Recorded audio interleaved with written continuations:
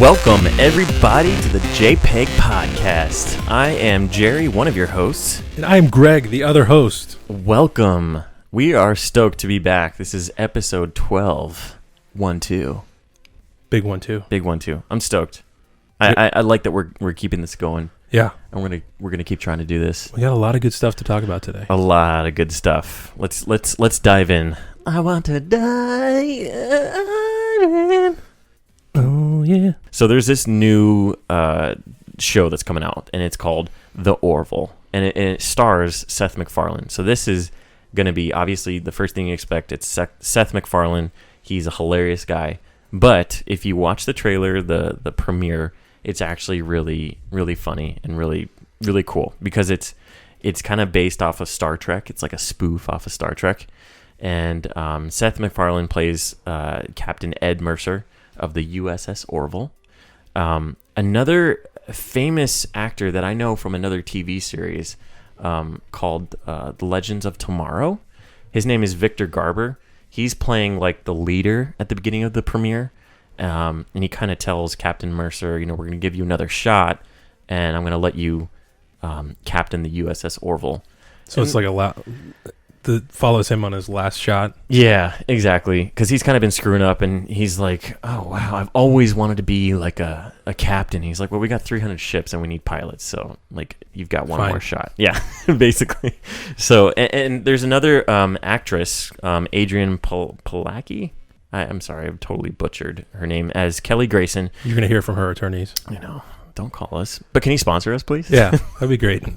She plays Kelly Grayson, the first officer, his ex-wife. So whoa. Yeah, so there's like a little bit of romantic twist there because they have like a dynamic and they, argue and bicker at each other. But there's also this really cool futuristic space planetary thing going on with the whole Star Trek-y vibe. So I really think it looks sick. And it's Seth MacFarlane, so it's going to be funny. That boy can sing. He's like a crooner. Really? Like a Frank Sinatra kind of stuff. Yeah. I guess he kind of does that in Family Guy too. Yeah, just right whenever he can. But that's true. I like you were saying. It's not like outwardly funny. Yeah.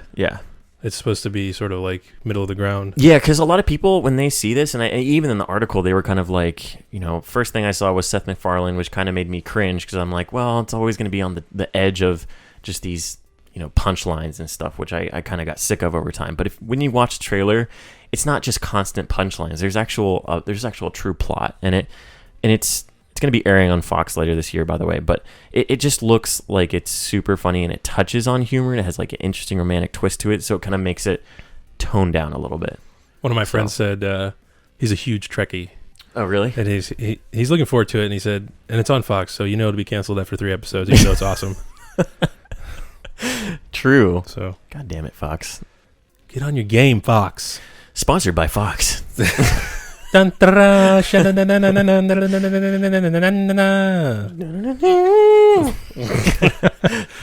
it is. Yes. So when is that coming out? It's coming out later this year on Fox. It's a new series. I guess most shows start in the fall. Yeah. People go back to school. Yeah, exactly. There's just a lot of really good stuff coming out, so got to keep that on lock. There's also, you showed me that Star Trek show coming up too this fall. Yes. Star Trek Discovery. So that's actually coming to CBS and then also CBS All Access. But that's coming out later this fall, like you said. But this is going to be really sick because this is another, like Star Trek prequel story. But this is all prior to Captain Kirk, Spock, and the Enterprise. This is like 10 years. And at the beginning of the trailer, it actually starts out and it shows 2 people, you don't know what they are yet, walking through this barren planet and just desert. And then it shows this text that just says 10 years before Kirk, Spock, and the Enterprise. And then it shows these 2 women, who is Michelle Yeoh. I don't know how to pronounce her last name, Yeoh. It's probably a good pronunciation. Yeah, but I guess Yo. Yo. That's a tight last name to have. Yo. Yeah, it would be. What up, Yo? I like that.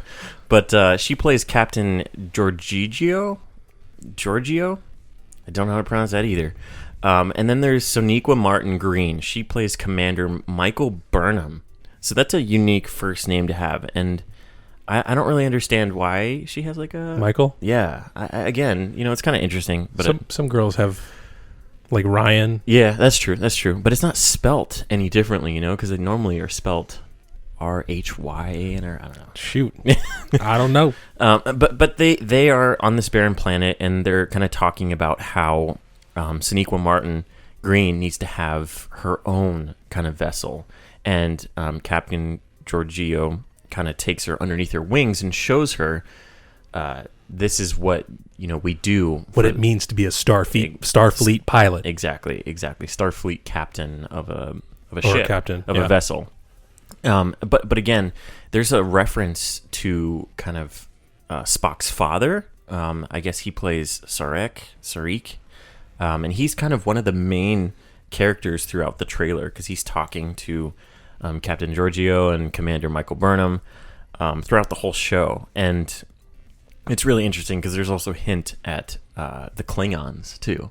So, like you mentioned when you were watching the trailer, they're pouring a lot of money into this series. It seems production values look quite high. Yeah, the graphics look really good. The cinematography look good, and it really looks like a movie, but it's a show. It's gonna be a series. I kept thinking that when I was watching. I was like, yeah.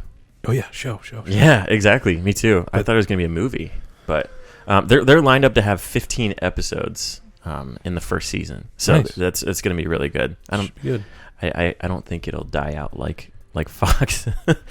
Well, it's CBS. Yeah. CBS. I actually don't know anything about CBS. I don't either. Nice try though. Hey, you got to roll with them. Dang. So, did you hear about the news this week that hackers stole a movie from Disney? I saw something about it, but I didn't get into detail about it. I heard about kind of what movie it was, but I didn't know what happened. At first, it wasn't disclosed. Okay. Eventually, it was reported that it was the new Pirates movie, Pirates of the Caribbean 5. Yeah, that's what I heard. But apparently, they were. There's not been any details as to how it happened. But they are in contact with the FBI. Jeez, that's serious. Yeah. Okay. So apparently, they were demanding Bitcoin. Kind of like what? Are you familiar with Bitcoin? Yeah, I'm familiar with Bitcoin. Yeah. So like very similar to the giant WannaCrypt ransomware attack that happened very recently. Yeah. This past week. Yeah. It might have been the same thing, but it's very similar. So they were like, we're going to release the 20-minute chunks of the movie until you pay us. Oh, geez. Pay us. So they're just like, we'll keep releasing 20 more minutes each time until you give us the money we want. Exactly. Or the Bitcoin that we want. Right. That's crazy. And the Disney CEO was like, no. Because, I don't know, movies used to be leaked like all the time. In the mid-2000s when, downloading and leaking was huge. They used to have like DVD screeners that would go out early before and for promotion, for consideration for Oscars and stuff, right? Or Academy Awards. Yeah. So it's just basically similar to. It's kind of back to those times. That's crazy. But I think they were okay not paying it because. Whatever. People are going to go see it. Still, yeah. Right. I'm probably not even going to take the time to search around for the leaked stuff. I do not care enough. Exactly, that's what I mean. And Disney has such a huge following in itself that it's like, even if there's images or whatever out there, they're still going to watch the whole movie. So it's not like people who would go see that movie are typically like people that would go on the internet and search out where to download clips of chunks of this movie. Very true. So who cares, according from Disney's point of view? That's true. Yeah, very, very true. I don't know what's been going on lately because I know you and I both have kind of been dealing with the whole ransomware and just the hacking and all that stuff. It's just kind of gotten crazy. It's insane because it's all the rage right now. Mm-hmm. Basically what happens is somehow software gets on your computer. Right. It automatically encrypts part of your hard drive or all of your hard drive and puts a window up and it says, hey, your shit's encrypted. Yikes. And there's usually like a countdown timer and it says, hey, after every 10 days or a day or something, we'll delete a section of your files. What? Until you pay us in Bitcoin. I don't have any Bitcoin. Well, yeah, I know what you mean. I'm sure they have like a conversion website link or something. Probably. But they do that because it's harder to trace Bitcoin. So that's the whole problem. Bitcoin was like up and coming and being like one of those, everyone's going to jump on this. A few years ago. Yeah, a few years ago. It's huge. I don't know what's been going on with it lately. I haven't really been following it, but I think it's just kind of dropped off. And it's still up. It's just not as popular. It's not like, it's not It's not as big of a deal as it used to be, but crazy. So I don't know. Supposedly this was enabled by something called Eternal Blue, which is likely was leaked from the NSA this past April. Oh, geez. Not on purpose, but so it's getting even deeper into like. Oh, no. Yeah. So what did the actual spreading was this Eternal Blue code. Okay. And it took advantage of a vulnerability that Windows actually patched in March. So if you kept your machine updated, then you weren't able to be taken advantage of. Oh, okay. But this was hitting so many people and so many like hospitals and stuff. Oh no. That hospitals. Yeah. Jeez. That they released patches for Windows XP and Server 2003, even though they've been out of commission. Support. Yeah. They haven't been supported in like 3 or 4 years. Right. Not commission, but unsupported software. It's too old. But I remember I was reading on Reddit. This guy was a doctor in a UK hospital, and he was like, only emergency surgeries are happening right now because so many of their systems were getting fucked. Really? Yeah. Oh my gosh. That's insane. I didn't know it was kind of like hitting the hospitals. Well, and that's horrible. Yeah, that's terrible. I mean, it's horrible that the hospital doesn't patch their system. Yeah. But it's also horrible that they're causing this kind of wake. They could be causing death. Yeah, that's true. You know? Really sad. So it's keep your stuff updated. Yeah, I guess like that's kind of my defense again still ever since I've owned a Mac is that I can set it to auto update. I can just manually update like everyone else. But there's really not a lot that's been this machine that I have on my desk right now is from 2011. Yeah. I've not had a single issue. It's not crashed, knock on wood. It's never been under compromise.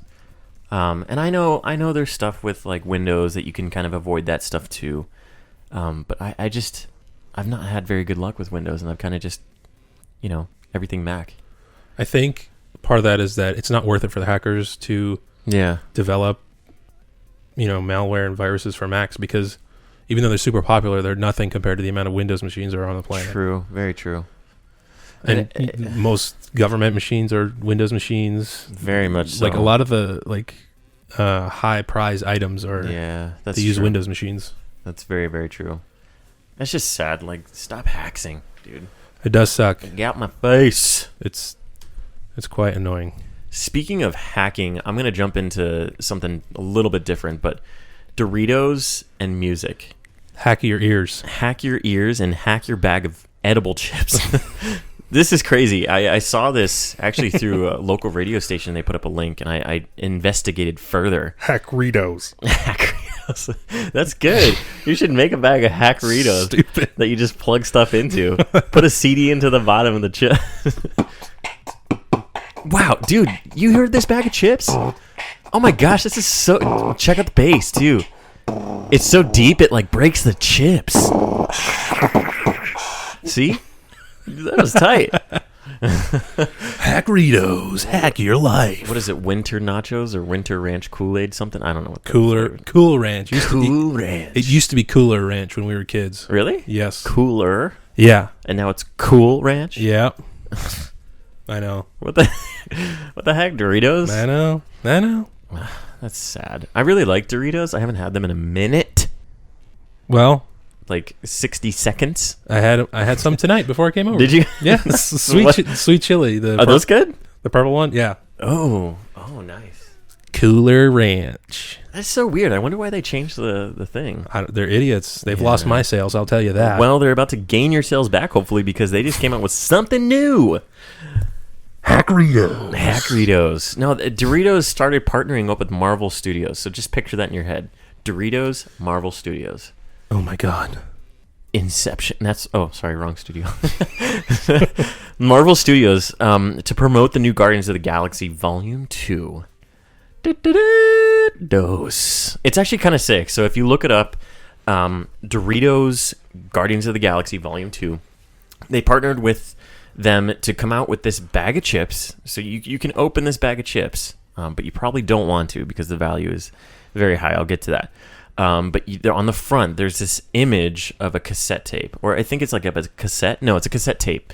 And it literally has buttons across the front and a port for a headphone jack. So you plug your headphones into the bag. I kid you not, into the image of where the headphone jack goes. And then there's a play, pause, next, skip, or whatever buttons on the front too. And it's got 14 songs on there with 60s and 70s pop music from the movie. So it's got like Fleetwood Mac, George Harrison, Cheap Trick, and it's got this new single specifically made for the movie from David Hasselhoff. Oh, wow. It's kind of hilarious. I actually, so disclaimer, I did go see the movie last week. I did too. Did you? Yes. Oh, nice. Okay. It was really good. It was really, really good. I liked it a lot. And at the end, you'll get to hear David Hasselhoff's song. So I'm not going to ruin it if you haven't seen it. That was the end? That was David Hasselhoff, yeah. Okay. So it's really good. And you can hear this on the bag of chips. It's insane. The bag of chips itself, the way you ordered it, it came in a box. With headphones, so it comes with headphones, a cable, and the bag of chips. Basically, it's awesome. It must be just like a shitty USB flash drive. I think so. In the bag, probably. I mean, but there's still chips in there, and I think there's less chips. Computer chips or Doritos chips? Chips, dude. Are they one and the same in this bag? Yes. When you're eating Hackritos. It's kind of sick. Right now, the bags themselves are going from anywhere from $300 to $5,000 per bag. I don't know what the original sales cost. Yeah, I don't know what the original sale cost was, and it was something that you could buy on Amazon, but they got scooped up really fast because this is kind of really cool. So, dang. Yeah, apparently it came out like April 28th or 29th or something like that. I totally missed it, but people snagged them up really, really fast. Yeah, that's pretty cool. Yeah, I'm pretty amazed by that. I really wish I could get my hands on one, but the images and videos and the sound quality is actually really good. So, wow. I dig it. Well, you know how there was other planet travel in Guardians of the Galaxy 2? Yes. You know how they were not on Earth the whole time? Yeah. Well, I got a new PlayStation VR game where you're not on Earth. What? Yeah. How's that for a segue? Oh, dang, that's a nice segue. Swipe screen. Farpoint for PSVR has come out. Yeah, so I saw the image that you posted on Facebook. Yep. And immediately after that, I went on YouTube's and tried to investigate. Oh. So tell me your firsthand experience and your take on this, because try to explain it. It's really sick. It's like the future is now. Like we're so. Oh my god, your face! If you could see Greg's face, it's just the future is now, and we're so lucky to live in this time period because we have. Hopefully, your face doesn't stay that way in the future. I don't know. After playing this game, man. But it's in the VR, right? Just to be clear. PlayStation VR. So you're wearing PSVR. the eye thing too? Yeah, that's the yeah. Yeah, I guess that's gonna have to do that. That's the VR. That's sick, Greg. Tell me more about it. So, basically, yeah, you're wearing the VR, and I bought it with the AIM controller bundle. Right. Okay. Which is the two-handed gun. Mm-hmm. With the ball at the end, the glow ball at the end, so the sensor ball or whatever. Right, so the VR camera can track it. Nice. It's actually an awesome controller because it has every button that a normal DualShock controller has. Yeah, I was wondering, how do you move around? You know? Oh, so do tell. When you're holding it, it's really natural because you use what would be the left joystick, down on the barrel. If you're right-handed and you hold the back of the gun with the right hand, right where your thumb rests is where a joystick is. Nice. Okay, so it's ergonomic. Exactly. Okay. And then in the back you have another joystick for the right, and that's surrounded by 4 buttons that are the X, square, circle, and triangle. Oh, smart. It's really smart. That's cool. So it's intuitive because you're like, that's kind of what I wanted it to have. Exactly. And it does. Yeah. So cool. You've got all your buttons. Yeah. You even have like the equivalent of like the touchpad, which is also a button. Really? Yeah. Wow. Okay. Has every button, so it's cool. That's sick. It tracks the controller really well. Okay, that was gonna be my next question. I was worried about that because it's really important that your gun be almost 1-to-1. Right. Yeah. And it does it great when you actually have a sight in the game that actually can line up like it's a laser sight. I was gonna say I saw it had like a red dot sight or something like that. It looks sick. Yeah, and if you're like to the side of it, it's not like the dot's not right in the middle of it. Oh, okay. So it's like very realistic. So you have to kind of position your body like down the barrel to actually see the laser sight. Yeah, like I'm raising my gun, shutting an eye. Yeah. And like treating it like it's in real life. That's so cool. And it does a really, really, really good job of that. That's really cool. In the video I was watching, they didn't really demonstrate like the guy actually picking it up. They were just more talking about the game and the gameplay. Sure. And they're sort of talking about how really good the tracking is, but that like firsthand, that's a really good reassurance. It's good. I mean, I played for about 20 minutes. Okay. And by the end, the tracking was there was a little bit of drift. Oh, okay. But not by far not the worst that I've encountered. Negligible. I mean, do you have to like recalibrate it or something like that? It's cool because you can, if you hold the start button, it actually shows you real quick like a wireframe of what the camera can see. Whoa. Okay. So you can reposition yourself so you're in what's the camera can see. You can see what the camera sees. So you can be in where the camera sees. Okay, that makes sense. Yeah, VR is such a unique world because I still haven't experienced it personally. But I, if I remember correctly from seeing videos of YouTubers online, you can see yourself in the VR. Sometimes it depends. So you can like see yourself in the space, if that makes sense. Depends on the application. Okay. You got to try it out. I guess. I found myself. When I was like when you're moving around and you're standing, you're like, what? You instinctively start like lifting your feet a little bit. Really? So I was like kind of like walking in place because I'm moving forward in the game. Yeah. And then I was like, man, this is so cool. It's the first person shooter I've played in VR and first AAA title in VR that's first person. And I was just imagining like if it was Halo or something. Oh, dude! I started singing like exactly. I was singing that. I was singing it out loud to myself. Katie will vouch for that. Oh, that's funny. It was awesome. I got goosebumps. It was like I was waiting for a Covenant to come around the corner. That's the wrong platform. It's PlayStation. I know. But I'm saying. I feel you. That's really sick, though. Imagine Destiny. Any of your favorite first-person shooters. Yeah. Or like Fallout and stuff. Yeah. Oh my gosh. What's cool? So the tracking's very good. Yeah. So far, the story's really cool. Okay. I don't know much about it still. So they do a very good job of like leading you along. Okay. I will say it again, and I will say forever, cockpits are amazing in VR. Yeah. Cockpits it's like my favorite of like spacecrafts and stuff. Aircraft, spacecraft, cars. Oh, cool. Yeah. Any sort of like control seat. Yeah. It's just so excellent in VR, and you have to come over. I will. And try it. It's just because you feel like you're there. Yes, that's cool, and you can look around. That's what I love. Yeah, you look up. Whatever. It's just so cool. It's intuitive for me to like when I'm in a cockpit in some kind of game like that with the controller. I will instinctively just look around because I'm curious, like what my surroundings are. It's gonna blow your face off. But it's always annoying because it's like your head always snaps back to like central or whatever, and it's like, but no, I want to see like the landscape passing by over there. So you can stare out the side of your window while the whole game is continuing, like in front of you. That's awesome. Like if you want to. See, that's cool. That's how it should be. So yeah, that's tight. And then once you get there, you start fighting the enemies. The fauna of the planet. Oh. I'm using words that... Dictionary boy. The developer. Oh, is that what they said? Yeah. Because the local fauna of the planet? No, this guy was interviewing. He's like, what? So those are like the space monsters and stuff? He's like, well, yeah. I mean, they're enemies of the planet, but they're more like the fauna of the planet. And I'm like... I guess the randomly occurring wildlife on that planet, but they're all fucking bugs.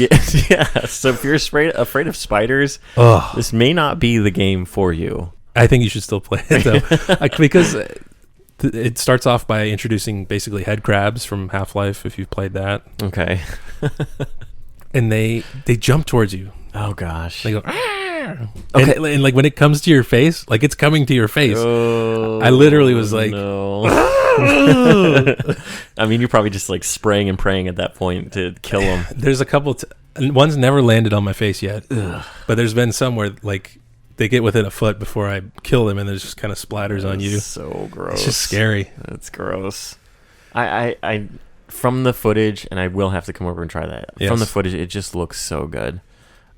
I think the campaign is pretty long too. It's not a short campaign. It's not short, but it's not like excessively long. I think it's 4 hours or something. Average like player 5 hours. I think 5 hours. Yeah. Okay. That's good. I mean, I think that's good. They'll probably come out with more stuff. I mean, there's small studio. This is the beginning of VR. I mean, this is if this sells well, which I really, really hope it does. That'll sort of cue Sony to keep pouring some money into it, and for sure other developers to get in on it. Yeah.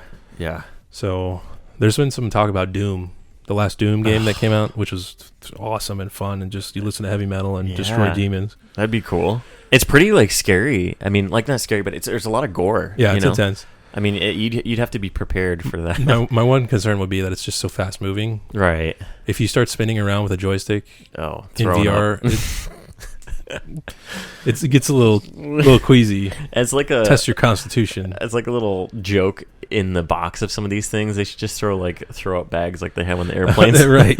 They should. Little brown paper lunch bags. Yeah. That's crazy. But yeah, so far it's been awesome. That's so sick. I still have a PS4. I've only played like Destiny and stuff on it. But I haven't gotten any of the newer games. I think like one of our last podcasts I was talking about Ratchet and Clank.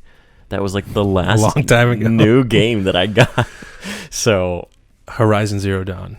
Is that good? One of my favorite games of all time for PS4. Okay, so I saw that when it came out. So good. I actually went into GameStop the day that it released, and I said, so what's your guys' opinion on this game? They're like, well, I mean, it just released today, so we don't really know too much. We haven't played because we're working. Sorry, dudes, but at least play it a little bit before you're selling it in the stores. Anyway. I don't like RPGs too much. Okay. But it's like a mechanical dinosaur realistic fantasy land type thing. It takes place 1,000 years after the extinction of humanity. Okay. Near extinction of humanity. Okay. And are you only one person, like a lady? Yep. Her name is Aloy. And you are... Humanity has sort of broken down into tribes again. Oh, okay. So most of humanity's gone. Yeah. Whatever. Right. But the remaining humans are either like in a castle or in a tribe in the Interesting. It's like time has gone back 500 10 or 1,000 years, but it's 1,000 years in the future. So technology's taken over kind of thing. Yeah. Okay. Like, I mean, from the trailers it looked like there was like dinosaurs. I don't want to give it away because the story is really, really, really cool. Okay. But yeah, there's some dinosaurs, there's some other type creatures. It just looks sick. It's beautiful, it's well written, it's well acted, and it's super, super fun. Nice. Okay. There's just so many games that like just keep popping out, and I'm so far behind the train. Ratchet and Clank is the last one. I'll let you borrow Horizon. Okay, thanks. Yeah, I want to try it. I platinumed it, so there's nothing left for me. Seriously? Yeah. See, this is okay. That's how you know I love it. I know that you like this game when you get all the achievements. That's sick. Yeah. That's like your thing. You like getting the achievements on most games. The trophies. The trophies, dog. Sorry. Yo. Shoot. So basically, let's wrap it up. I mean, we talked about the Orville, Star Trek Discovery, Doritos. Doritos. A lot of space. There's a lot of space this podcast here. A lot of space. You've got Star Trek. Uh-huh. You've got Orville Redenbacher. You've got Farpoint. Yeah. You've got Gardens in the Galaxy. Gardens in the Galaxy. That should be another spoof. That should be a spoof. That'd be awesome. I mean, they had some beautiful gardens in the movie. I will say. I tell you, it's Kurt Russell. Yeah, it's very well groomed. What a groomer! He groomed his hair and the garden. Well, guys, thanks again for listening. I think this has been one awesome episode. Episode 12 again. Catch us on social media. Everything on our website, jpeg.com. JpeGpodcast.com. Yes, I messed that up. That's okay. www.jpegpodcast.com. Exactly. Go to that website. You'll find all of our links to our Twitter, Facebook, Instagram, YouTube, all that jazz. Give us a like, give us a comment, give us all the feedbacks you got. A sub. And I think that wraps it up. Yeah, we got to get you in some VR cockpits now. Yeah, I'm gonna go right now. Thanks, guys. We'll catch you next week.